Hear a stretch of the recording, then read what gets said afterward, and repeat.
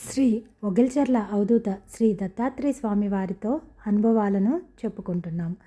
ఈరోజు పులి చర్మం మరియు చెక్క పలక గురించి తెలుసుకుందాం. శ్రీ స్వామివారు తపోసాధన చేసుకునే రోజులలో కొన్నేళ్ల పాటు పులి చర్మం మీద కూర్చొని ధ్యానం సాధన చేసేవారు. ఆ పులి చర్మం తెప్పించటం కోసం ప్రభావతి అమ్మగారు పడిన తాపత్రయం బంధువులందరి నుంచి తెలుసుకున్నాము. ఒకరి వద్ద నుంచి బలవంతంగా తీసుకొని రావటము, శ్రీ స్వామివారు దానిని సున్నితంగా తిరస్కరించటము, తిరిగి వెనక్కి పంపటము, ఆ రోజే శ్రీ చెక్కా కేశవులు గారు విజయవాడ నుంచి మరో పులి చర్మాన్ని పంపటము, ఈ విషయాలన్నీ ప్రచురించినటువంటి శ్రీ స్వామివారి చరిత్రలో చదివి ఉన్నాము మనమంతా. ఒక్కసారి ఆ పులి చర్మాన్ని మా కళ్ళతో చూడనిస్తారా? దర్శనం చేసుకుంటాము. శ్రీ స్వామివారి పవిత్ర స్పర్శతో పునీతం అయ్యింది కదా, అటువంటి దానిని చూసినా ముట్టుకున్న పుణ్యం వస్తుంది అంటూ గుంటూరు నుంచి వచ్చినటువంటి రాఘవరావు గారు అడిగారు. ఇలా అడగటం మాకు కొత్తగా అనిపించదు. శ్రీ స్వామివారి చరిత్ర చదివిన తర్వాత మొగిల్చెర్లలో శ్రీ స్వామివారి సమాధి మందిరాన్ని మొదటిసారి దర్శనం చేసుకోవటానికి వచ్చిన వాటిలో కొంతమంది శ్రీ స్వామివారు వాడిన వస్తువులని కూడా చూడటానికి ఆసక్తి కనపరుస్తారు. ఆ వస్తువులకి నమస్కారం చేసుకుంటారు. మేము కూడా అభ్యంతరం చెప్పము. ఎంత దూరం నుంచి వచ్చినా ఆ భక్తులకి ఆ వస్తువులని చూడగానే వారి కళ్ళల్లో కనపడే ఒక విధమైన ఆనందం ఎంతో విలువైనది. రాఘవరావు గారికి పులి చర్మం భద్రపరిచిన ఆ చెక్క బట్ట వద్దకు తీసుకువెళ్ళాను.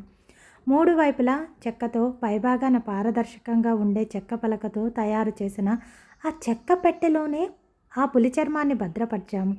రాఘవరావు గారు సుమారు ఒక 10 నిమిషాలు అక్కడే నిలబడ్డారు. చాలా నిశితంగా చూశారు. ఆ చెక్క పెట్టె మీద తన చేతులు ఆనించి కళ్ళకద్దుకున్నారు. యువతలకి వచ్చేశారు. ఆయన ముఖంలో చాలా సంతృప్తి కనిపించింది. ధన్యవాదాలండి అని మరీ చెప్పారు. మీలాగే చాలామంది పులి చర్మం చూడటానికి ఆసక్తి చూపిస్తారు. కానీ శ్రీ స్వామివారు తన తపస్సు చేసుకోవటానికి నేలమాలిగలోకి వెళ్ళినప్పుడు ఆ నేలమాలిగని మూసివేసి కోవటానికి ఒక పలకను చెక్కతో తయారు చేయించుకున్నారు. ఆ చెక్క పలకను ఆయన ఎంత జాగ్రత్తగా ఉంచుకునేవారు. ఆ పలకను కూడా మేము అతి భద్రంగా ఉంచాము. చాలామంది ఆ పలకను చూడటానికి ఆసక్తి చూపించరు. కారణం తెలియదు. నిజానికి శ్రీ స్వామివారు ఈ మందిరం నిర్మించుకున్న నాటి నుండి వారు కపాల మోక్షం ద్వారా సిద్ధి పొందే రోజు వరకు మన తపస్సును ఈ నేలమాలికలోనే కొనసాగించారు. అన్ని రోజులు విధిగా ఈ పలకను మూతగా ఉపయోగించేవారు. ఇది కూడా శ్రీ స్వామివారి స్పర్శతో పునీతమైనదే, ఇది కూడా పవిత్రమైనదే అన్నాను. నిజమే, నేను శ్రీ స్వామివారి చరిత్ర పూర్తిగా చదివాను, కానీ పులి చర్మం మీద కలిగిన ఆసక్తి ఈ పలక మీద కలగలేదండి. ఎక్కడ ఉంచారు, చూపిస్తారా అన్నారు రాఘవరావు గారు.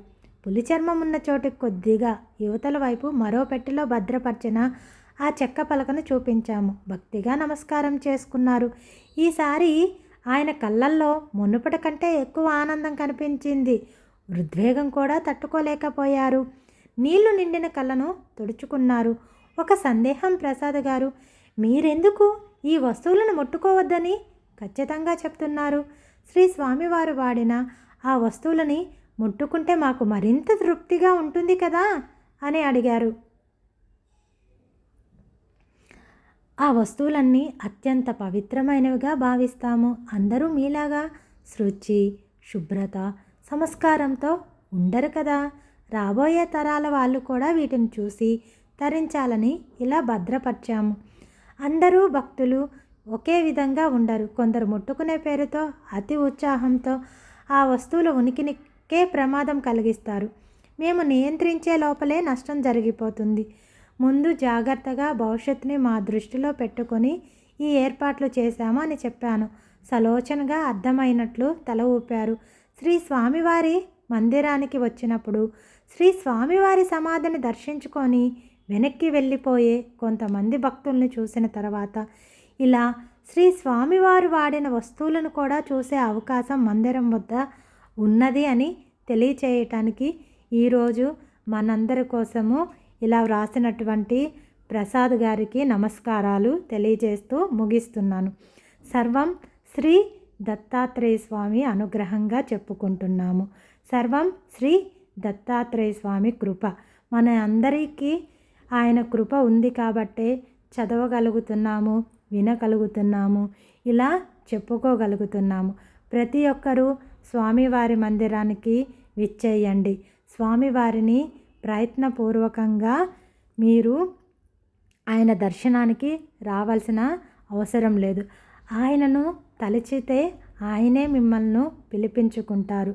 అన్ని వేళలా అన్ని రోజులా మన అందరికీ స్వామివారి కృప ఉండాలని, ప్రతి ఇంట్లో పిల్లా పాపలు స్వామివారి అనుగ్రహంతో సంతోషంగా ఉండాలి అని, ప్రతి ఒక్కళ్ళు మారుమూల ఉన్నటువంటి శ్రీ స్వామివారి మందిరానికి వచ్చి స్వామివారి అనుగ్రహానికి పాత్రులు కాగలరని